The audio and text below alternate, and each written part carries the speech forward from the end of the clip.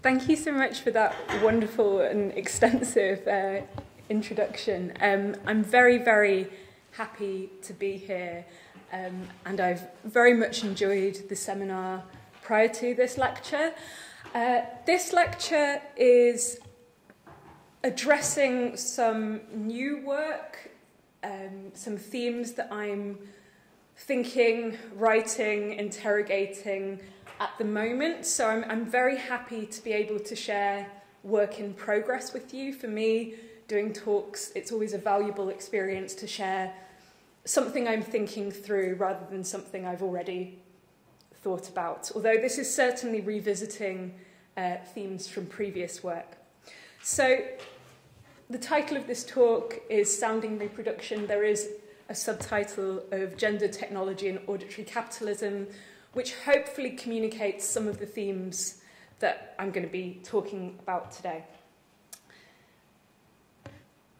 In August 2018, the online women's magazine Bustle featured the listicle 12 self-care playlist ideas to listen to when you just need to find time for yourself.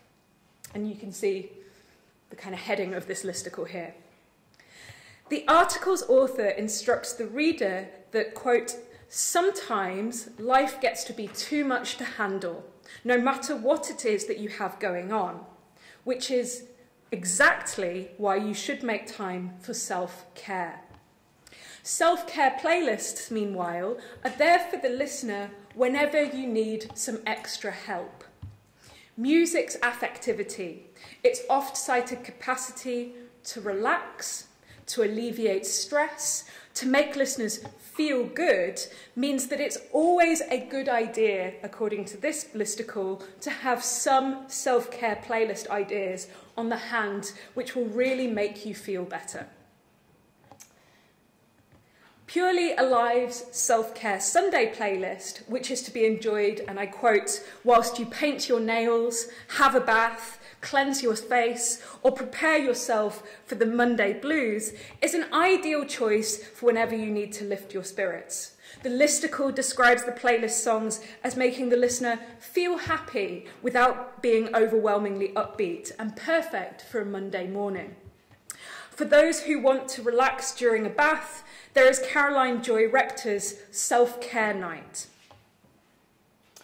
Spotify's Happy Hits playlist is recommended for when you need a little extra energy or whenever you want to smile, while Calm Vibes is suggested for those who want an uninterrupted nap. Bustle's listicle is in many ways unremarkable. This type of piece is a quotidian feature of the digital media landscape. Yet it still serves as a useful illustration of some converging thematics within contemporary auditory technocultures.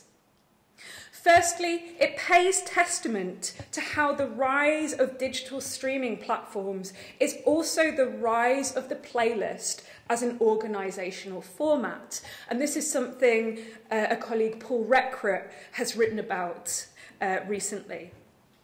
Mirroring the listicle as a cultural form, the playlist blurs the distinction between curation and creation. It signifies a shift away from music collection and towards music rental, the expansion, automation, and lifestyleification of consumption, but also the decommodification of recorded music. Accompanying the rise of the playlist is an emphasis on functionality, whereby sonic media's social use is foregrounded. As the Bustle listicle attests, the playlist is often organised around particular affective qualities. So we have happy hits or calm vibes, which are in turn aligned with different activities: relaxing during a bath, painting your nails, having a nap. In this regard, Spotify's slogan, "Soundtrack Your Life," is instructive, as is the company's description of the platform as making it easy to find the right music or podcast for every moment, whether you're behind the wheel, working out, partying, or relaxing. As this suggests, sonic media such as music and podcasts, and I think this move away from Spotify being a musical platform towards being a platform of sonic media is quite striking here. Sonic media such as music and podcasts are imagined as an accompaniment that can, via their audio-affective qualities, maintain, facilitate and enhance the occasions, tasks and activities that constitute social life and are organised accordingly. Of course, the use of sonic media for emotional regulation or as a ubiquitous auditory atmosphere by no means originates with digital streaming services, nor is it restricted to them. Indeed, Spotify's emphasis on sonic functionality is partly predicated on its proximity to other purportedly ubiquitous audio technologies and interfaces, such as smartphones and smart speakers. These respective shifts towards playlist form and sonic functionality have been subject to increasing scholarly and popular attention. However, the listicle's positioning of sonic media, in this instance mood-oriented Spotify playlists, as a means of facilitating, enacting or accompanying care, in this instance an explicitly feminized notion of self-care, are also revealing of recurrent but a less discussed dynamic within contemporary auditory technocultures, whereby sound technologies frequently operate in proximity to reproduction. So in this talk today, I aim to unpack what I am referring to as the reproductive tendency amongst contemporary sonic media technologies. My argument is broadly in two parts. I begin by asking what kind of thing is reproduction, so as to identify, define and situate what I come to refer to as reproductive sound technologies as distinct from sound reproduction technologies. In the second half of this paper, I seek to highlight a longer reproductive genealogy of sound technologies, attending to telephony and phonography in the late 19th and early 20th century. In doing so, I suggest that an account of sonic media technologies serves to trouble the work-leisure distinction which is common in music and sound scholarship about sound technologies and their usage.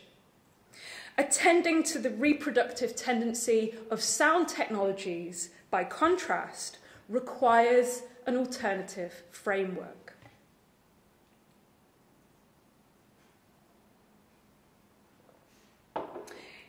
It's hopefully clear by now that I'm using the notion of reproduction differently to how it is often discussed in music and sound studies.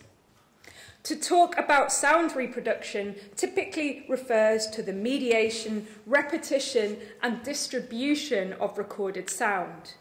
It may pertain to notions of sonic realism and fidelity, and the histories and practices of recording technologies. So we often get this kind of illustration as representative of sound reproduction.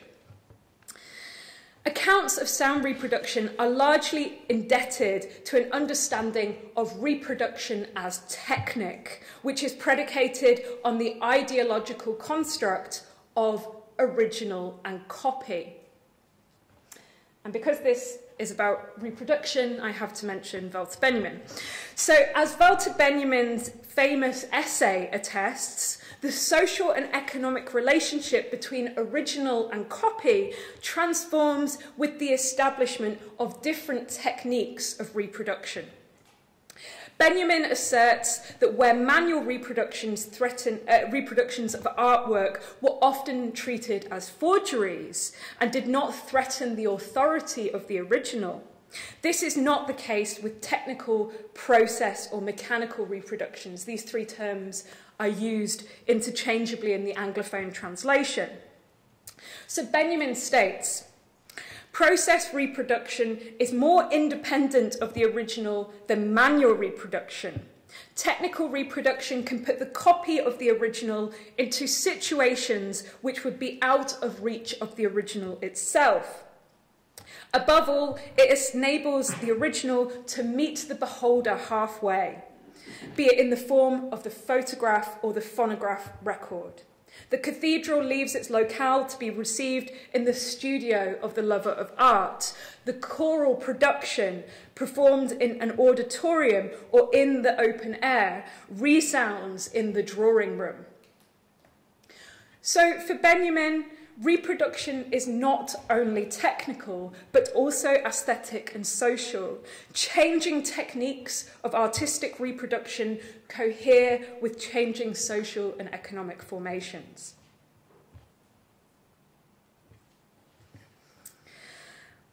While discourses of sound and music tend to focus on reproduction as technique or aesthetic, reproduction has many other connotations.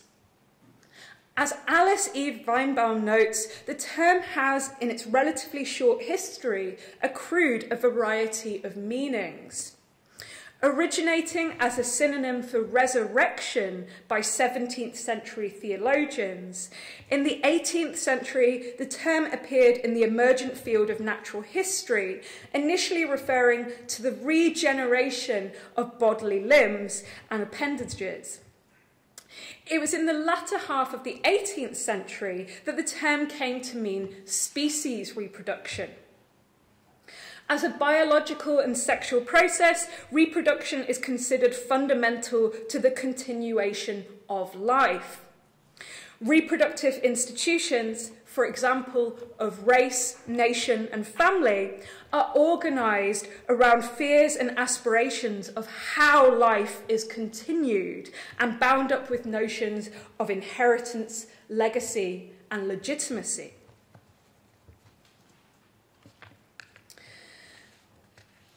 Reproduction's associations with femininity and womanhood, meanwhile, have made it a central concept for feminist praxis. In addition to feminist struggles over reproductive rights, Marxist feminist political economy has attended to the problematic of social reproduction and reproductive labour. Social reproduction concerns the activities, relations, and formations that sustain the labouring classes, the strange commodity of labour power, and with it, capitalist accumulation. Increasingly significant, and as more and more of ourselves find ourselves excluded from the wage, social reproduction also concerns the ways in which non-earning individuals and populations continue to reproduce themselves. In considering how the gendered and racialised sphere of unproductive, socially productive labour relates to the generation of capitalist accumulation, feminist analyses have provided a necessary corrective to a historically dominant economic focus on waged work in the sphere of production. Activists and theorists have drawn attention to the naturalised, invisibilised and largely unwaged arcane of reproductive labour that is undertaken in addition to or instead of waged labour. And you can see a couple of examples behind me. I'm going to come back to these later today. Typically positioned as women's work, reproductive labour concerns caring for oneself and for others, maintaining domestic and other communal spaces, and managing resources.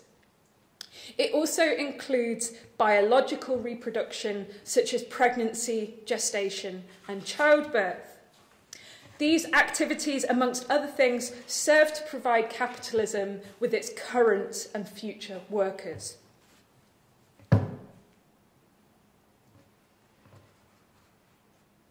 I want to propose the messy concept of reproduction as a heuristic for understanding the ways in which sound technologies are increasingly posited as a means of care, as is the case of innumerable Spotify playlists and ASMR videos. We saw some examples at the beginning, as surrogate mothers, servants and housewives, as is the case with digital assistants. Again, I'm going to come back to this later today.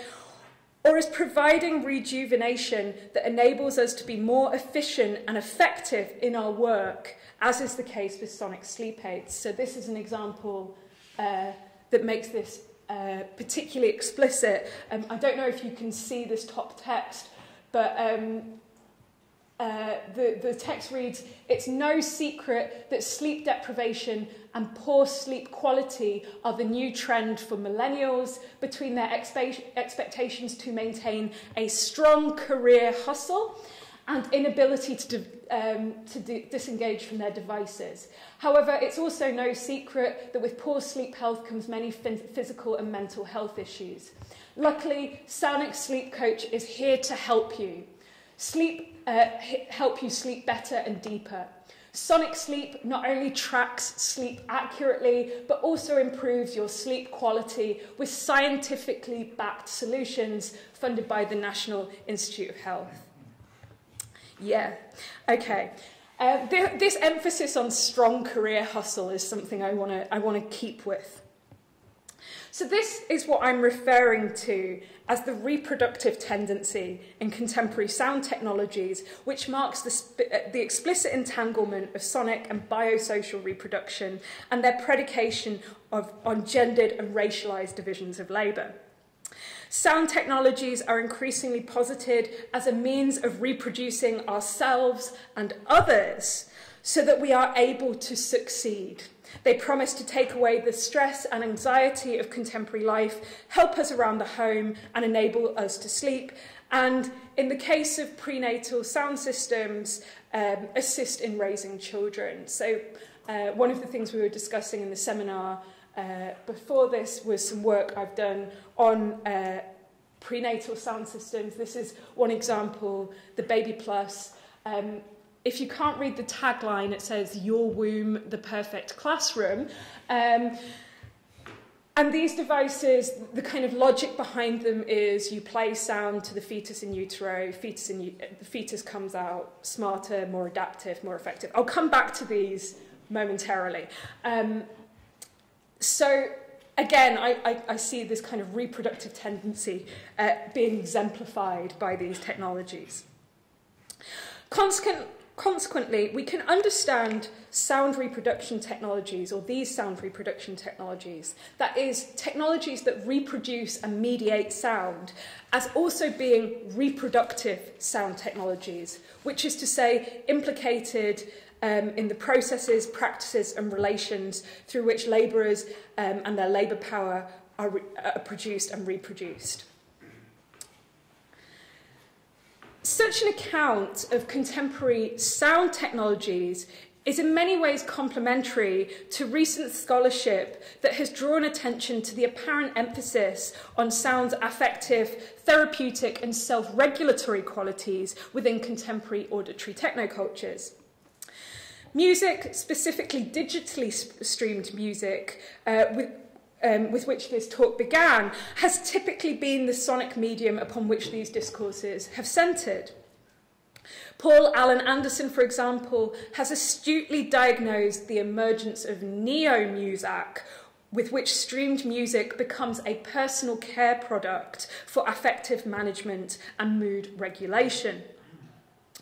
Where the music of the industrial workspace was a mass broadcast, neo-music is aligned with the affective tonalities of the headphone-wearing, web-based cognitive labourer. It is a technology of musicalised self-fashioning and self-composition. I know there was a previous talk on noise-cancelling headphones, so this image might be familiar to some. I'm using this image in relation to Mac Haggard's recent book, Hush, which similarly describes the ways in which sonic media devices provide control and customization of individual sonic environments. And he sees these technologies as proliferating, promising to enable users to remain unaffected by their wider surroundings. Haggard names such devices orphic media. Specifically, orphic media, such as sonic sleep aids and noise-cancelling headphones, offer control through disconnection, the ability to separate the liberal bourgeois and autonomous self from their sonic surroundings. In doing so, they are imagined to offer users the ability to regulate and stabilise affect. Haggard's concern is that while sonic self-care might, to some degree, be necessary, orphic media risk decreasing tolerance for sonic and social difference. So, the reproductive tendency of contemporary sonic technologies that I'm looking to diagnose includes, but extends beyond, neoliberal notions of neoliberal self-control and affective self-management. Sleep aids, for example, might posit affective self-management as a means of social reproduction. They're imagined to enable the listener to get a proper night's rest, and in doing so, enable them to succeed in work, or the implication of the previous image, succeed in their career hustle. I don't quite know what that is. However, reproductive sound technologies, as I think this image illustrates very nicely, reproductive sound technologies extend beyond the self to include the reproduction of children and the family. Indeed, the family is a recurrent trope in reproductive sonic media technologies. And I think this exemplifies what Melissa Cooper has described as neoliberalism's illusion of personal and family responsibility. So Melinda Cooper says, neoliberals persistently exhort individuals to take responsibility for their own fate. So this is the kind of classic idea of neoliberalism being an individualizing politics. However, the imperative of personal responsibility slides into that of family responsibility when it comes to managing the inevitable problems of economic dependence, the care of children, the disabled, the elderly, or the unwaged. So Cooper's argument is that this emphasis on the individual in neoliberalism is only part of the story. We also have a maintained significance for the family. And I'm interested in thinking about what the significance of the family is for sound technologies that have often been thought about as facilitating self-control. So we might trace this illusion of the personal and the familial in, for example, Spotify's family accounts or family plan, which kind of slides into family planning in a kind of uncomfortable way, which were recently launched in the UK, or in relation to the aforementioned phenomenon of prenatal sound systems. So just in case anyone wants to know more about this phenomenon of prenatal sound systems, I've got a short advert for one. There it is.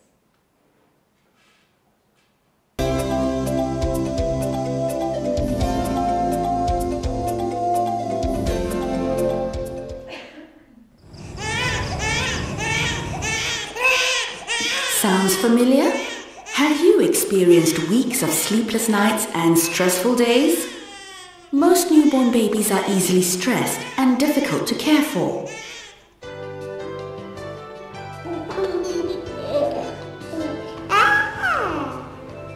Notice the difference? Babies with the Baby Plus advantage are scientifically proven to be more relaxed. They cry less, sleep better, nurse better. They are less fussy, more alert and aware. Baby Plus babies are curious, creative, content, and when they grow up, they show their maturity in amazing ways. They are independent, happy, energetic. They learn, understand, and pick up new skills much faster. What makes Baby Plus Baby special? Baby Plus Prenatal Education System. With over 20 years of research, Dr. Brent Logan, a developmental psychologist based in the US, found a technique that would optimize the effectiveness of prenatal enrichment. And the result? Baby Plus. The Baby Plus Prenatal Education System begins the learning process even before your baby is born. The Baby Plus unit contains a series of 16 weeks of audio lessons that comprise of specifically designed rhythmic sounds that resemble a mother's heartbeat. This is in fact the only language that your baby understands. And as your baby compares the sounds of Baby Plus to the familiar sounds of his mother's in a natural fluid environment, the learning and thinking process begin. This auditory exercise strengthens your baby's cognitive function at a time when it will have the most impact, with benefits that last a lifetime. This is why mothers have reported that their child seemed to be more mature than other kids of the same age, and they tend to pick up new things and learn so much faster. Baby Plus is a profound educational tool based on scientific theory, supported by extensive research and worldwide studies. It is the only system of its kind to receive a United States patent. For over 17 years, Baby Plus parents have benefited from their Baby Plus experience. Baby Plus, the safe, simple and scientifically proven prenatal education system every child deserves. Quite. You know what, I'm going to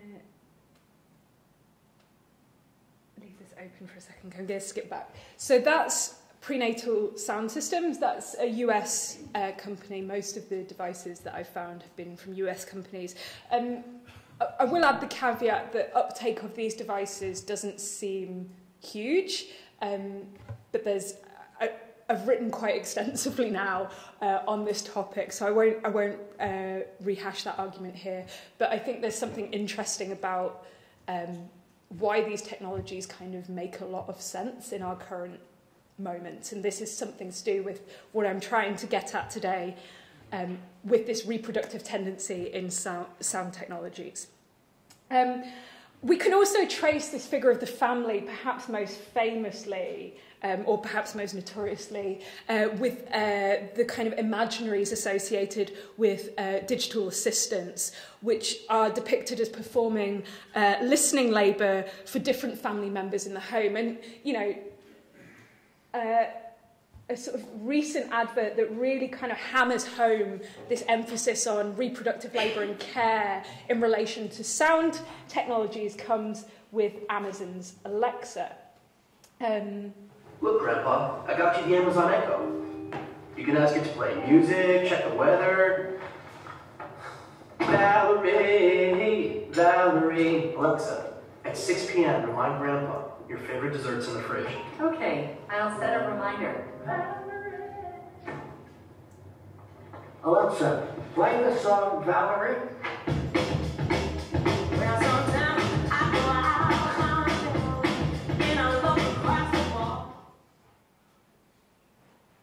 So yeah, that advert is listed on YouTube as sharing is caring, which I find interesting. I find all of this very interesting. How do I go back to making this full screen? Is that full screen? Yeah, cool. So there's this emphasis on the family, right, in relation to this emphasis on care and reproductive labour, that's very interesting to me. So a focus on reproduction as opposed to self-control, or in addition to self-control, I think makes explicit some of the gendered and racialized dynamics of these technologies, as well as their intersection with capitalist accumulation, which is why I was using the term auditory capitalism to kind of try and get to this. Indeed, reproductive sound technologies can be understood to intersect with what Sarah Sharma elucidates as the post-mum economy. I'm hoping that header will disappear. Is this like watching Netflix? Will it go? Maybe I come back into this again. There we go. Okay, so The post-mum economy, beautifully illustrated by this image behind me. Mum here is not necessarily a particular mother, but rather pertains to a sense of attentive care that is feminised by virtue of its diminishment. So Sharma's writing in the context of Silicon Valley and app design, and she notes how the term post-mum economy captures a particular moment in male-dominated tech culture where Uber, or as she calls it, Mummy Drive Me, TaskRabbit, Mummy Clean My Room, Grubhub, Mummy I'm Hungry, and Live Better, Mummy I'm Bored emerged. Where reproductive sound technologies tend to be less reliant on precariously employed service workers, these apps are intersecting with the gig economy in a way that I'm unsure about how much we can say sound technologies are, although Alexa is often working in relation to these apps. They reflect a similar desire for mothering machines, which is to say technologies that care for us. And that us might be ourselves, or in the Echo advert, it might be someone else. The post-mom economy reflects the growing commodification of social reproduction. And yet, as the EndNotes collective highlight, in spite of the expansion of market frontiers into the so-called reproductive realm, there remains an abject remainder, since some modes of reproduction cannot be subsumed, remaining outside of market relations. Indeed, social reproduction has come to be externalised onto families, communities and individuals, and this is what Melinda Cooper is getting at, that economic responsibility becomes a familial issue as well as an individual one, where the capacity to undertake reproductive labour has been diminished. The commodification and externalisation of social reproduction have meant that it is increasingly discussed in terms of crisis, particularly following the post-2011 financial crash. The crisis of reproduction is not anomalous, rather, as Nancy Fraser suggests, is predicated upon a contradiction that is common to all forms of social reproduction under capitalism, or normative forms, I should say. On the one hand, social reproduction is a condition of possibility for sustained capital accumulation. There is no production without reproduction. Yet capitalism's orientation to unlimited accumulation tends to destabilise the very processes of social reproduction upon which it relies. So this is Fraser's argument. So the contemporary crisis, the referring to reproduction as in crisis, evokes the rescindment of state provisions of care, housing and education, the expansion of the waged working day for all workers of all genders, and the restrictions consequently placed on undertaking unwaged modes of reproductive labour, and the growing surplus population cut off from waged work, and with it the means of reproduction. I'm going to just keep coming back to prenatal speakers. It is in proximity to this crisis and the associated commodification and externalisation of reproduction that contemporary reproductive sound technologies, as I'm calling them, can be situated.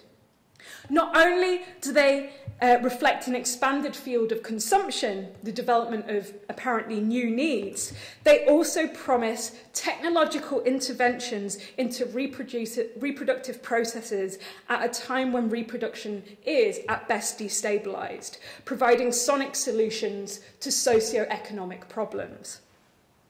The anxieties of work and life are mitigated by a carefully chosen Spotify playlist or sleep aid.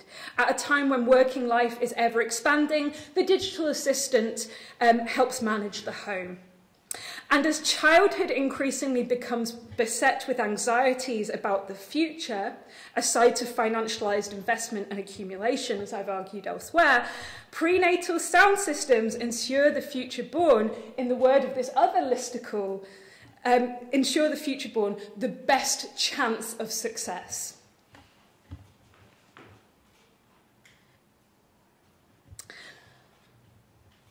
I'd like to offer the caveat, however, and this is where I'm switching to the other half of my argument. I'd like to offer the caveat, however, that the intersection of sound technologies and social reproduction is by no means new. Rather, the connection between sonic and social reproduction can be traced throughout the histories of sound technologies, with telephones and phonographs being frequently positioned as mothering machines. On September the 15th, 1930, the capitalist... I've used the word capitalist too many times. The Capital Times, not the Capitalist Times, although that might be Freudian. The Capital Times of Madison, Wisconsin, featured an advert by the American Federation of Musicians, seeking signatures in support of the Music Defense League. Entitled The Robot's Lullaby, the advert features a cartoon of a robot dressed in an apron and bonnet holding a $sign rattle. And you can see that on the right-hand side here. The robotic nurse is shown singing to and rocking the cradle of a crying baby. Where the robot's label is embossed with canned music in theatres, the infant is labelled as the audience of the future. Underneath the image, the advert provides a warning to music lovers. And what becomes of the songs my mother taught me, murmurs the infant, stirring from a nightmare. I don't like this new nurse at all, and I want my really truly mother back again. Shall the soothing and refreshing inspiration of living music be superseded in our theatres by the shoddy substitute of mechanical reproductions? Music lovers by the millions are saying no to this preposterous imposition. It's hard to read this without getting super dramatic. The Music Defense League has grown amazingly during the past few weeks. Now it is your turn to join your neighbours in rescuing the sacred art of music from machine-made debasement by signing this coupon today.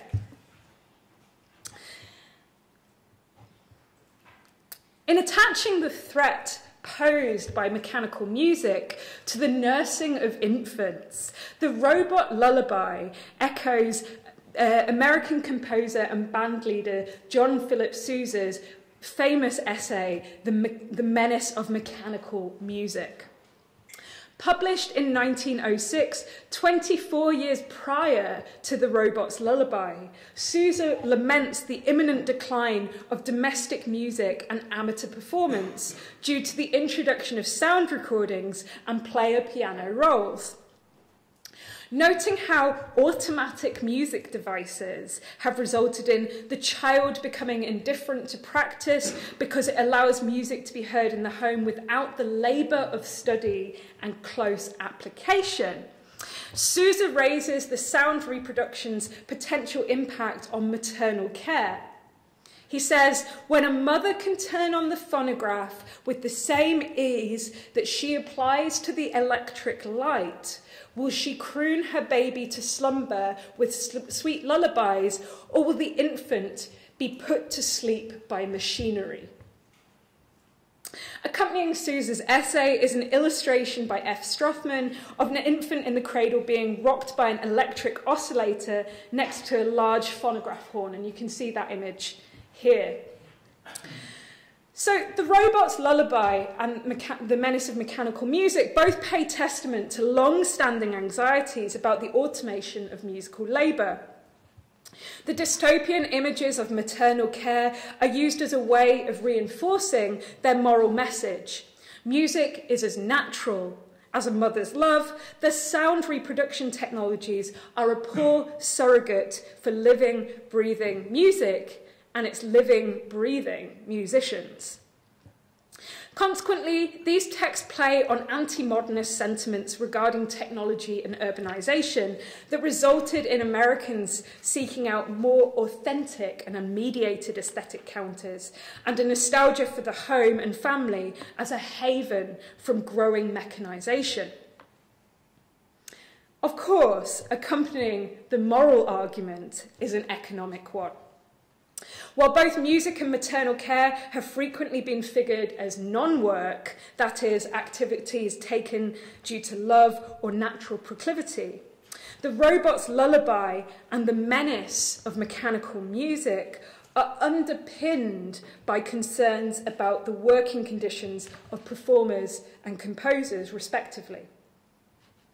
The robot's lullaby is a message on behalf of a musicians' labour union, for whom the rise of the machine not only results in the debasement of music, but the potential loss of work. The Federation of American Musicians had previously considered emerging sound reproduction technologies such as radio as providing no threat to their work. By 1930, however, the prevailing attitude of the union towards mechanical music had changed. US theatres had begun replacing live performers with sound recordings, the jukebox industry was emerging, displacing live performances in cafes and clubs, and in radio, local bands and orchestras were being replaced with cheaper and often superior music transmitted from powerful and highly capitalised radio stations. The result of these changes was a plunge of musical employment. Where the robot's lullaby concerns the mechanisation of professional musical labour, the menace of mechanical music concerns the economic implications of sound reproduction in relation to copyright legislation. Indeed, Sousa's essay constitutes part of his apparent lifelong battle for composers' rights. Sousa's earnings had been primarily procured from sheet music sales, which relied on amateur musicianship and live concerts as a performer. The new player piano and talking machine industries were a threat to these revenue streams. In the final section of his essay, he offers a word on a detail of what he calls personal interest, making apparent the tensions between the financial interests of inventors of reproducing apparatus, who were free to hire soloists and instrumentalists to perform any piece of music that appeared in print without remunerating the composer, and the American composer for whom royalties were earned through sheet music sales. Sousa suggests that the composers of the music now produced so widely by the mechanical players of every sort draw no profit from it whatsoever. The anti-technological sentiment of the robot's lullaby and the menace of mechanical music is clear. Yet the depiction of the sonic machine as a maternal surrogate is also revealing of an alternative cultural narrative. Although the history of sound reproduction is often a story of motherless machines, whereby unassisted fathers birth new inventions and their technological offspring go on to change the world, Alexander Graham Bell is described as the father of the telephone, whose patent ensured he was identified as the rightful legal guardian of the device. Thomas Edison features not only as the phonograph's papa, but the father of invention, having progenerated modern research and development. These tales belie the intimate historical connections between mothering, and I'm using mothering in the broader sense that I referred to earlier, and sound reproduction. While both were initially intended as business technologies, telephones and phonographs came to be framed and to some extent utilised as labour-saving devices within the white middle-class home. Sound reproduction technologies interacted with women's labour as homemaker and carers. They promised to automate and assist in the provision of musical listening and what the Victorians called rational amusement, the effective management of the home, the maintenance of social, familial and community ties, and the moral regulation, education and entertainment of children.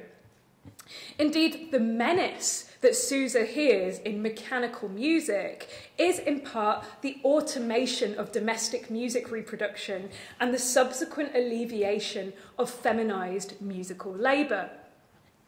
So I've got a couple of images here. I don't know how clear they are. But on the left, there's an advert for Western Electric interphones, which says, manage your home with Western Electric interphones. And we have the woman of the home, I think referring to a maid or servant within the household through the telephone. And on the right, we have a Victrola advert that says the best friend of a hostess is the Victrola. And the description describes how this machine can help you entertain your guests in an effective way and how you don't need to worry about social occasions anymore.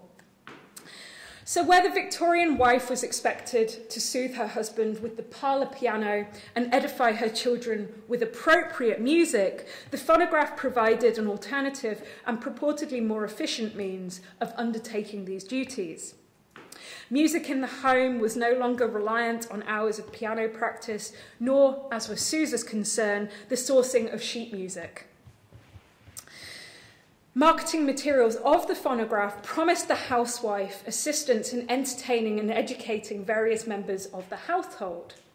For instance, in Ladies' Home Journal from February 1910, an advert for Edison's Amberola phonograph is accompanied with the offer of a book for every woman free. And in the advertisements, it is often women who are being addressed as the purchasers of these devices. Listed alongside sheet music for a waltz song, readers are offered a copy of The Edison Phonograph and the Home, detailing the moral imperatives of music for the family. If you have a home full of lively youngsters with their friends, some grown-up children, and a husband for whose amusement you feel a certain responsibility, then we have a book that is intended for you particularly. The book tells what the Edison phonograph is, what it does, how little it costs, and suggests ways in which the phonograph adds to the pleasure of everyone in the home. The phonograph is proposed as a device that can help alleviate women's responsibility for amusing a husband and children of differing ages. Similarly, a 1913 advert in the journal Musician posits that father can now do his own playing, describing a scenario where the daughter of the house was not ready to make music for the father as she should have been. The phonograph enables him to insert a record and hear what he wants, an artist of the first rank or a favourite vaudeville singer. So I'm not looking to suggest that the phonograph simply replaced the piano-playing woman. The Amberola's appearance next to sheet music in Ladies' Home Journal suggests that both technologies existed alongside one another for a time. However, the utility of the phonograph and associated music reproduction technologies were often positioned in relation to women's musical and affective labour. In the case of the telephone, so I'm going to switch to the telephone now. In the case of the telephone, where early advertisements made reference to women users, the device was frequently positioned as helping them run the home, as this advert suggests. American advertisements counselled women to use the telephone to help manage the household by ordering supplies, calling service people, and send and respond to invitations. A Delaware and Atlantic Company advert from 1904, for example, depicts an elegant woman using a telephone, accompanied by the caption, "The modern way is to save one's time and temper by telephoning. The telephone makes housekeeping simple and emergencies no longer terrifying." As Claude S. Fisher suggests, such prescribed uses of the telephone cohere with the emerging image of the housewife administrator in both advertising and the home economics movement. However, Fisher argues that women's uptake of the telephone in their homemaking activities was limited. Telephone shopping, for example, was not widely adopted.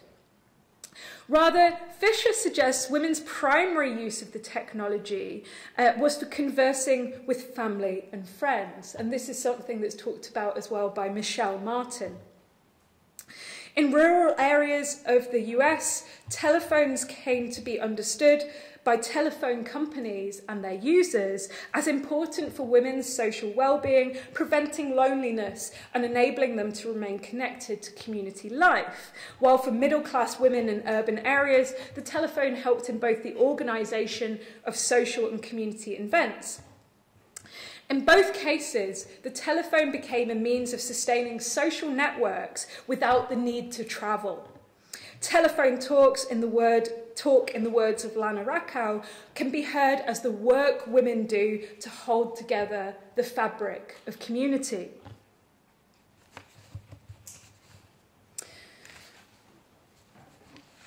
The gendered history of sound technologies as providing automation and assistance in the reproductive sphere of the home provides some significant challenges for how sound technologies are typically framed in sound and music scholarship. More specifically, it serves to trouble the oft-cited work-leisure distinction. Sound technologies have often been posited as providing an escape from work.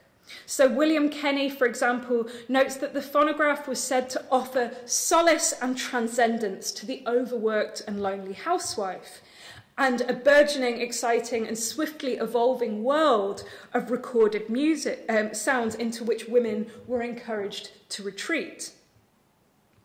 For the husband of the household too, the phonograph, the telephone maybe less so, were significant in terms of the relief they provided from waged work. Recognising the coherence of the phonograph, sound film and radio on the one hand, and Taylorism, Fordism and the rationalisation of work on the other, Timothy Taylor suggests that the banalisation of waged work heightened the importance of consumption as a leisure activity and means of escape, as exemplified by the rise of American mass culture. Sound technologies offered entertainment from the privacy of one's own home, helping to fill and structure leisure time. So this is a fairly common argument. To consider the role of sound reproduction technologies solely in terms of entertainment and escapism, however, risks obscuring the ways in which they enacted more direct interventions into the labour processes of home and family. Yet equally, the extent to which these activities were considered labour and thus subject to labour saving is ambiguous. On the one hand, domestic sound technologies appeared in the family home at a time when the professionalisation of the household management was coming to the fore. Put simply, the home was increasingly being recognised as a workplace. On the other, as feminist theorists have pointed out, reproductive labour and women's domestic cares have often been considered as biological necessity or natural proclivity, rather than being recognised as modes of labour. Furthermore, these modes of labour are themselves problematic for the work-leisure distinction. As Ruth Cowan notes, domestic activities are often difficult to approach from a traditional labour studies perspective. Is a mother taking her children to the park work time or leisure time? To this we might add, is a mother playing records for her children work time or leisure time? Is telephoning family members or friends purely recreational? How do we account for the emotional obligations that arise through such modes of sociality? Indeed, the struggle to categorise such activities is evident in Claude Fisher's aforementioned account of the telephone. Fisher concedes that the telephone may have increased women's social duties, expanding expectations of emotional labour and sociality. Friends could more easily ask for favours or a sympathetic ear with the telephone. This expansion of demands on women users provides a significant challenge for the framing of the telephone as a domestic labour-saving device.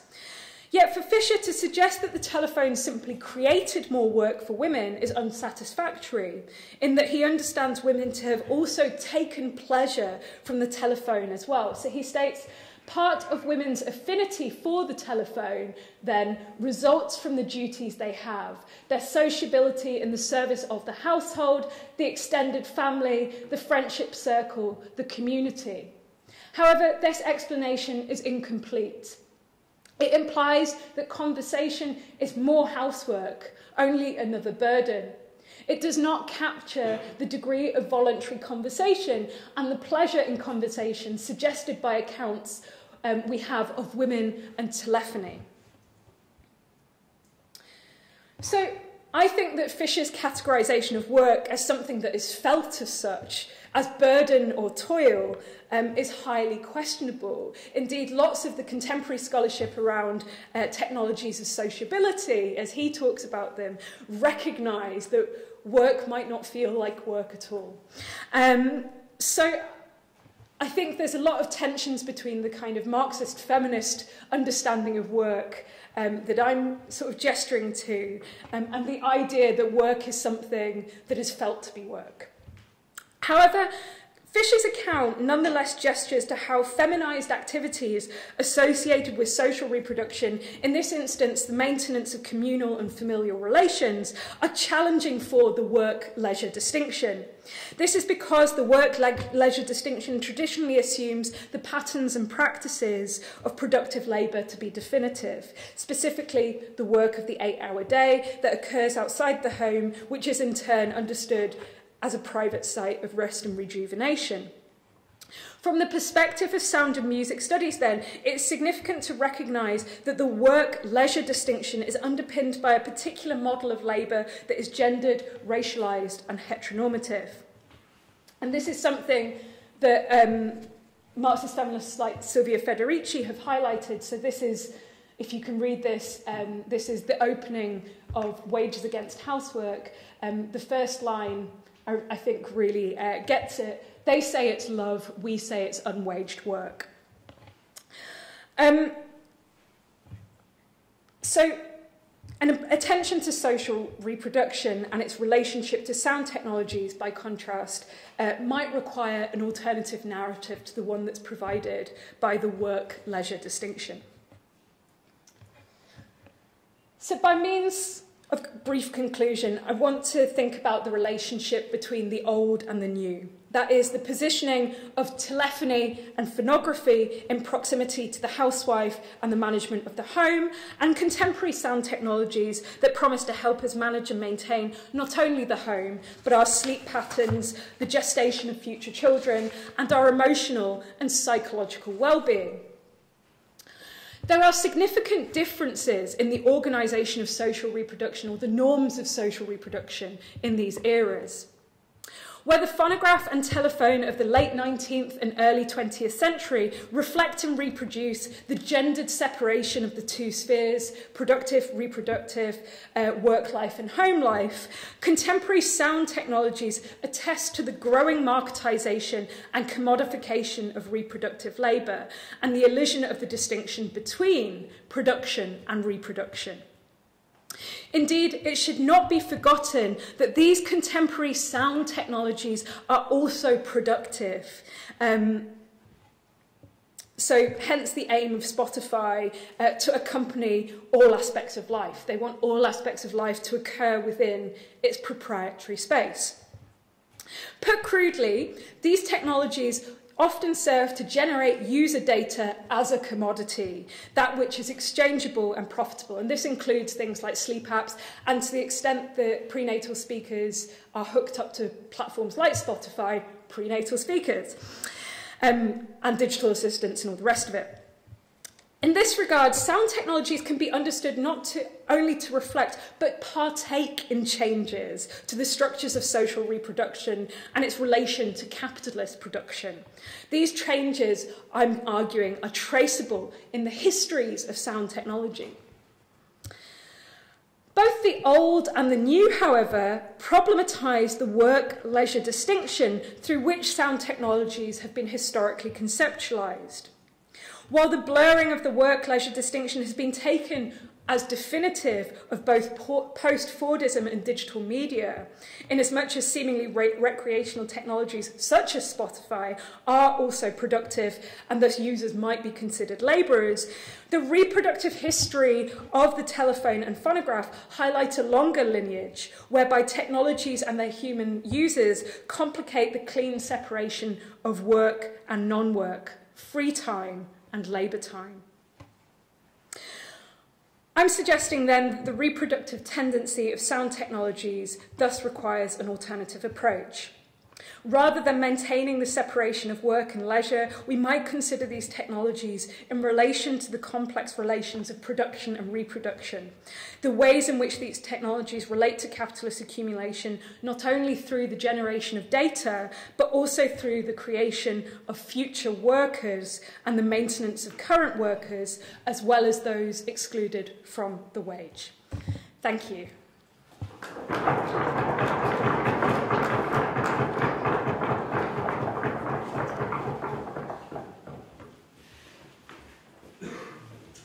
Yes, thank you, Marie, for this very thought-provoking and rich presentation, and for introducing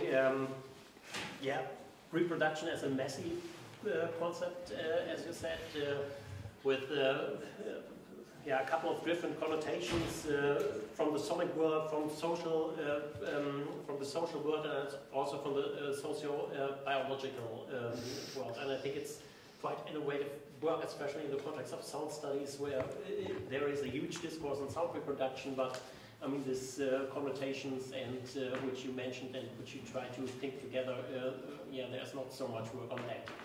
Yes, I'm sure we have time for questions, comments, critique, and yes, we're sure who wants to start. I'm aware there was a lot in there, so I'm also happy to clarify or go over anything.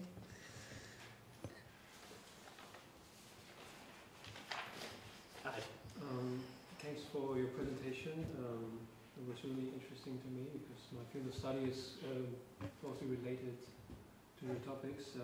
I like the term reproductive sound technologies you were using. Can you explain a little bit more what you understand of reproductive sound technologies? Yeah, so I sort of came up with this term because I didn't want to diagnose another turn. So we often talk about different conceptual turns, and the conceptual turn in and of itself. So initially I was like, there's a kind of reproductive turn. So tendency sounded better. And also because this has a longer history, I didn't want to.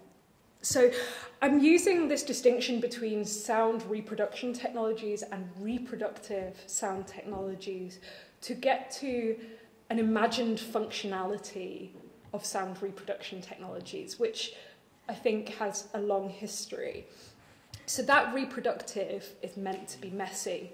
I would say broadly, it's often referring to processes of care, processes of servitude. So the idea of domestic servitude is very much present, I think, in these kinds of technologies. But it's also getting to biological reproduction as well. And for many feminist thinkers, that relationship between biological reproduction, such as pregnancy and childbirth, is also part of a broader process of social reproduction. So there's a kind of messiness to this idea of reproduction. So I guess reproductive sound technologies is referring to what I see as a kind of idealization of functionality.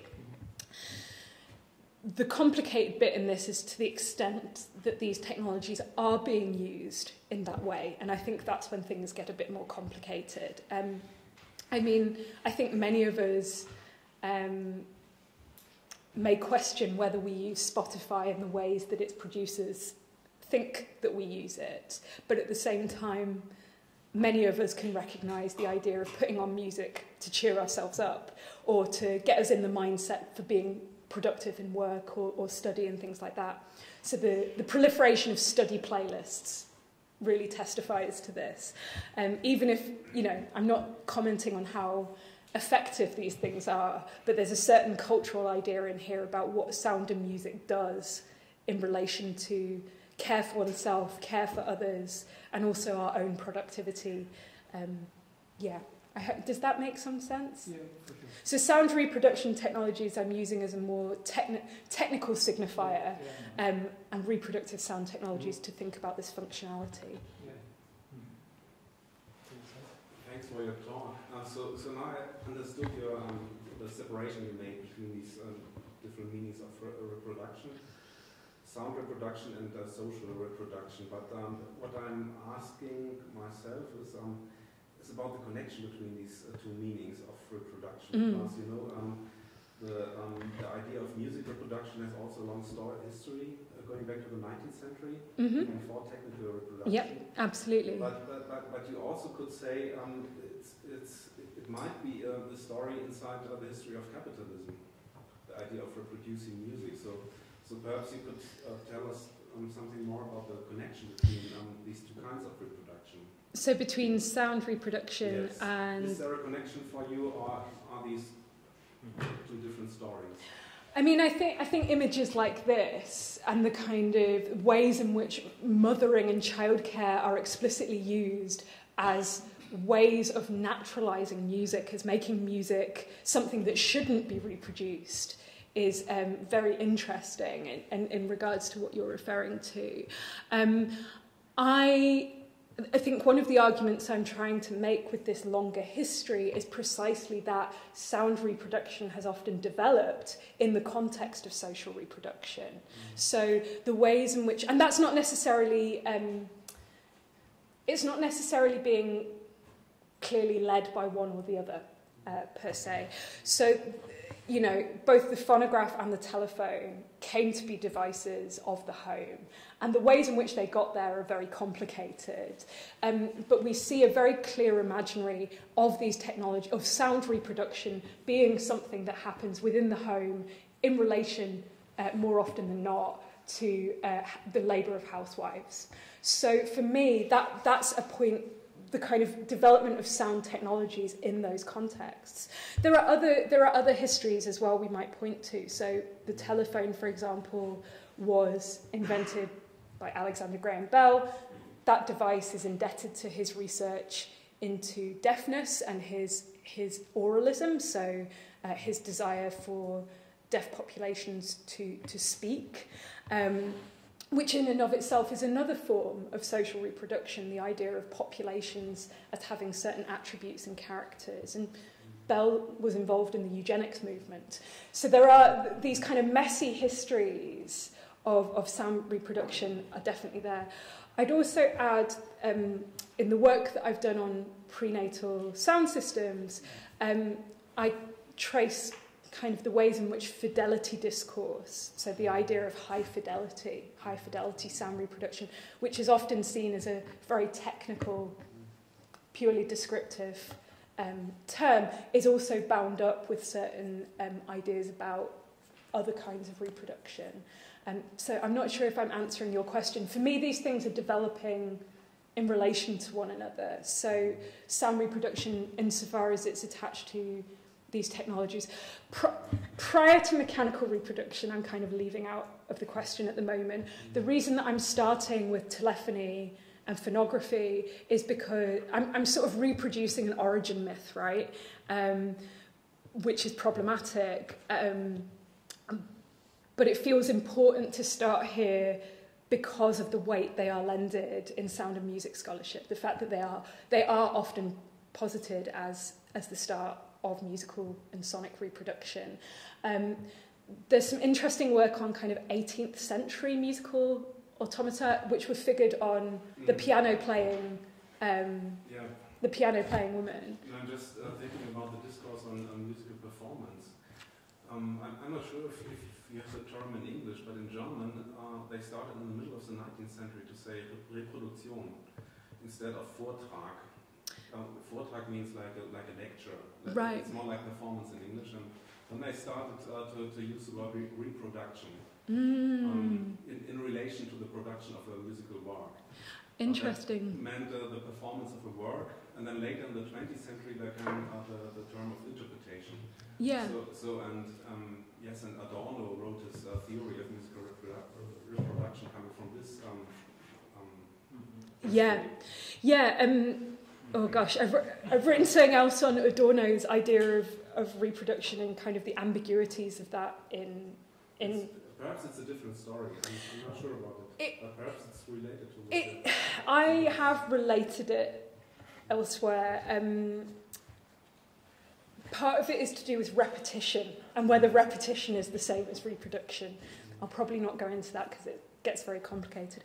In terms of the idea of musical performance as a reproduction, I can certainly see this is me kind of thinking off the top of my head, so this isn't a clear thought out position, but I can certainly see how some of the work in musicology about the devaluation of the performer in relation to the composer and the kind of hierarchies of performer and composer might also fit into this.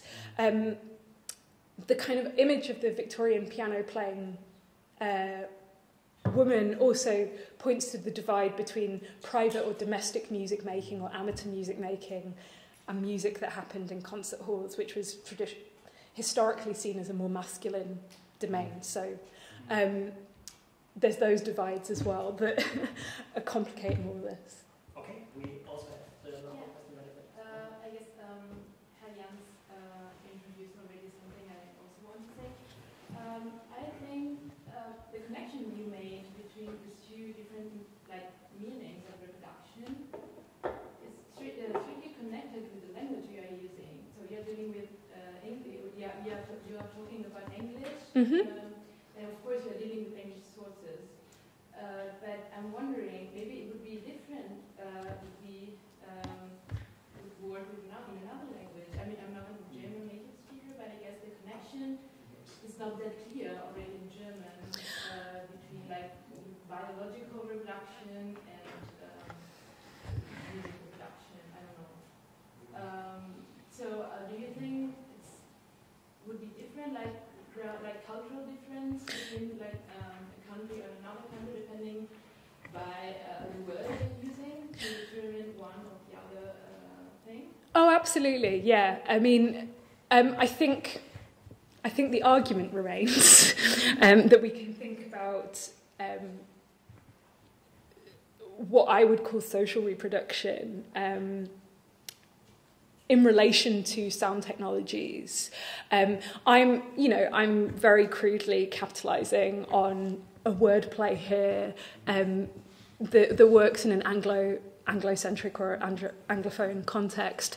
It probably wouldn't work elsewhere. I mean, the kind of parallel to this is in my work on noise, I'm using Michel Serres' play on The Parasite, which in English, this makes no sense, but in French, the parasite is referring simultaneously to a biological relation, a social relation, and a media relation of noise and signal. And from an English perspective, this just doesn't make any sense at all. But for Michel Serres, it's like, look at this great wordplay. I'm more than aware that this argument is predicated, or certainly the language of this argument is predicated on me being an English speaker and dealing with Anglophone texts. I still think that it's important to think about sound technologies in relation to these social histories and gendered histories. Yeah, in German language, maybe we can add that it also quite well works. Yeah. It does work. It does work in German, yeah. Good.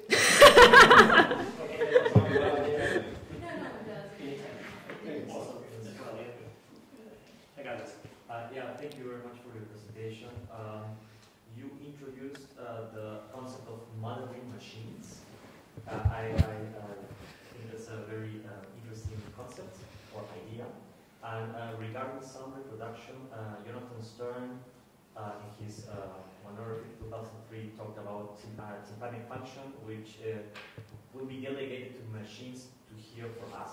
And I was wondering if you will go so far to say that the delegation of a function and operations of a mother, or a woman, like pregnancy, domestic labor, administration of the children, would be precisely to make from the mother a function, a function to be delegated to technologies to do that for us. Would be possible to make such an argument? So this, the alienation of the mother is machines to care for us. To machines to care for us, yeah, and not just us, but other people.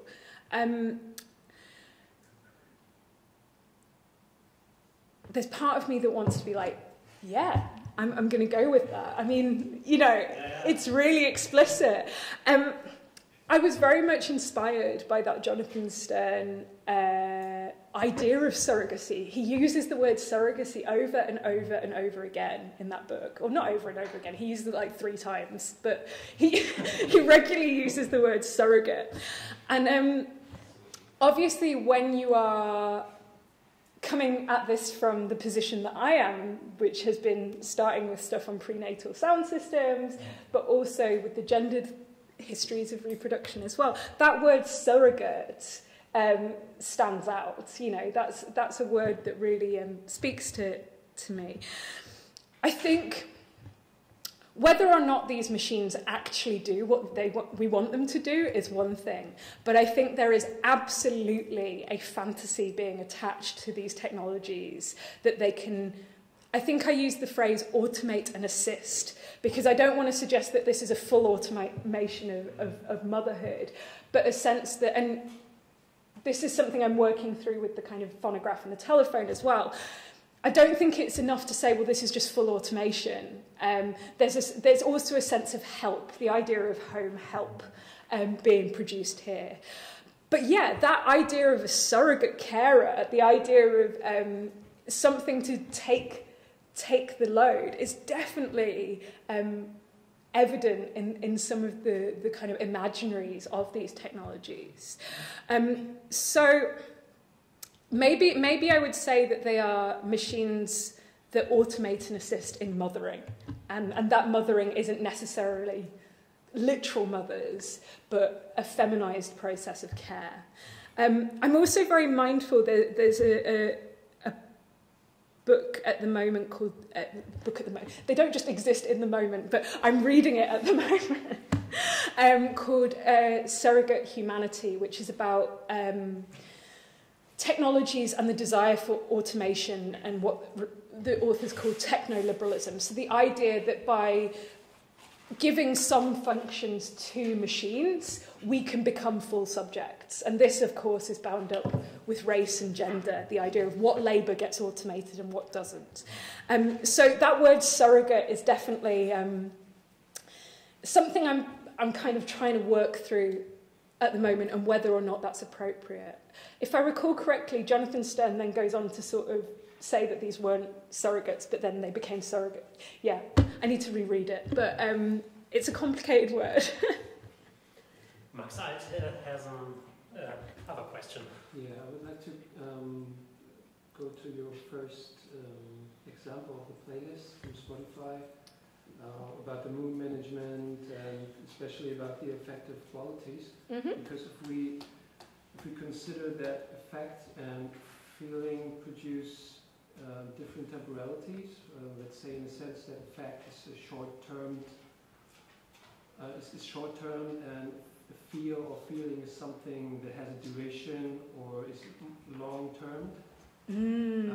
For example, if you take this up to music, and let's say we have a vinyl which has a duration, which has a start and an ending, which produces kind of a feeling for us now. It doesn't matter about, I'm not speaking about the analog romanticism here, but there's this kind of feeling of warmth, etc. So, and then we have those playlists, which are highly effective, and they don't have a duration. They are just accelerating and or just grow. So would you say that playlists or music streaming services are even capable of producing a feeling, or are they just capable of producing affective qualities? I'm wondering about your distinction between feeling and affect. Yeah, I don't know. Maybe it's the same with So for feeling, are we using? Who are you kind of referring to with affect? Actually, it's Byung-Chul Han. He's a German philosopher. He would say that we can have a feel for a language. We can have a feel for I don't know, for playing soccer or whatever, but we don't have an effect for language, and we don't have an effect for these things. So there's a distinction which he says that feeling is something we have to learn over a period of time, which has to grow and evolve. And fact is something that is like a shock. Ah, interesting. Okay, so there's a temporal distinction between feeling and affect. Okay. I'm not familiar with that distinction, but that's super interesting. So the idea that affect is happening in the moment. Yeah. I mean, I guess... Well, that's actually what playlists are doing, especially in Spotify. They're just snapping and just producing the next song. The next song matters like a theme. So it's all about just shooting out facts. I would say it's probably the opposite. Okay. Because I think that and again, I'm hugely indebted to Paul Recruit in this argument. I think Spotify and the use of the playlist as an organisational format is encouraging a kind of background listening. So rather than that kind of constant hit, there's a kind of sonic architecture idea coming on, and the playlist is, and of course people use it for numerous things. This isn't me being normative in terms of how people use Spotify, although I think there is some suggestion to suggest that, we have Spotify on in the background, and it creates a kind of what I might call an ambience or a general mood. And I think this is something like this might be about that kind of stab. But something like Self-Care Sunday, and I've been spending quite a time looking at the music that's included. What does self-care sound like? And often it sounds like fairly unintrusive. Like there's no Merzbow records on there, let's put it that way. It's unobtrusive. I don't want to use the word bland because I don't think that's true. But it's music that's kind of gentle. It's how you would imagine music for having a bath, if you were coming up with that compilation. It sounds like that. So I think I hear what you're saying about that kind of, is it really producing affect if we think of affect as this kind of shock or this, in which case it might be, but I think that it's more going for an ambience or a kind of something more diffuse, like mood, if we're defining affect in that way. And I think, as I said, Paul Recruit's argued about this much more convincingly than I am. But the playlist as a cultural form, and he traces this in the aesthetics of music that's being produced at the moment as well, the kind of middling out of the kind of extremes in music that we can hear in music, a kind of tendency towards chill, towards the kind of unobtrusive structure of the playlist. So there's a whole aesthetics that I think is developing alongside the playlist as a cultural form. Yeah, Paul Recruit's written an article called "Melodies Wander Alone Like Ghosts" that's talking all about this.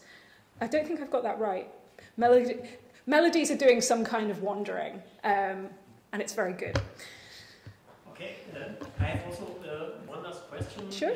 Which also relates maybe a little bit to the context of the lecture series and especially this concept of the sound concept. And you argued in your presentation, or you said in your presentation, that there is no production without reproduction, and relating a little bit to this also distinction of reproductive labor and so-called reproductive labor and so-called productive labor, and so there is some kind of binary opposition there, and at another point you stressed that there's a distinction between work and leisure is blurred in a certain way. And yes, I was just wondering regarding the conceptualization of reproduced sound, especially when I think of popular music production and sound design.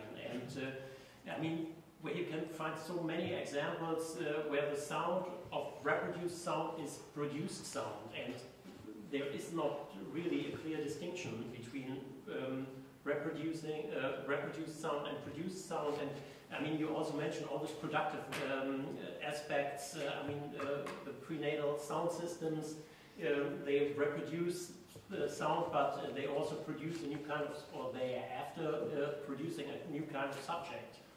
And so this was already part of your presentation, this blurring of this distinction, of this binary opposition of production and reproduction.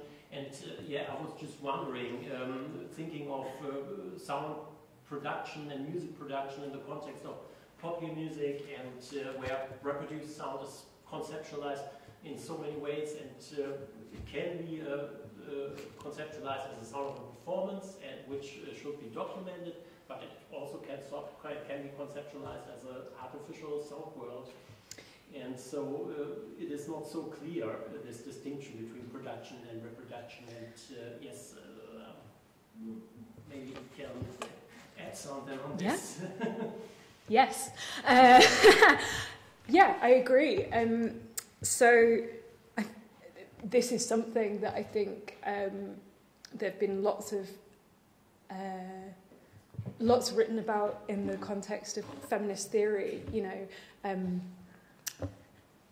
scholars like Silvia Federici would argue, well, what gets called socially reproductive labour is productive because it's producing labour power.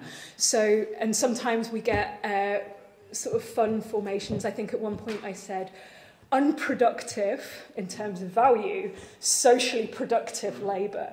So this messiness of production and reproduction is very much there in the kind of literature around feminist theories of reproduction.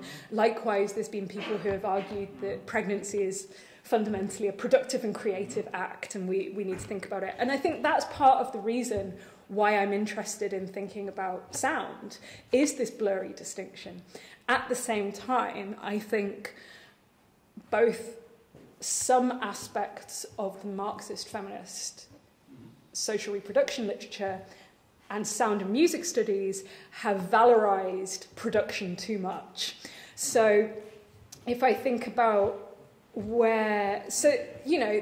this is there in the value of liveness over the recorded copy. Now that construction of liveness is always a construction and is often predicated on the reproduction of musical ideas. It's predicated on other kinds of reproduction as well, but it's seen as often a moment of production. Where else I've thought about this is in relation to contemporary music, which for me is the case, you know, the clearest case where production is really valorized, the idea of the now and the new. Something is new, it's not reproduced, and that's where I'm kind of grappling with Adorno. And this idea there is no production without reproduction, and arguably there is no reproduction without production, is something that's central to both of these realms, I think. The argument of many social reproduction theorists is that reproduction is also productive. It reproduces relations, and through that it contributes to production. So that, I think for me, that complicated relationship between production and reproduction complements these two sides. And there are moments where we don't know what's produced and what's reproduced, but I would say I think the kind of audiophilic ghosts that still haunt our discourse, that still kind of value original over copy, still kind of value the live over the recorded, are still there and still need to be talked about. So I totally agree, is what I'm saying. Okay, thank you.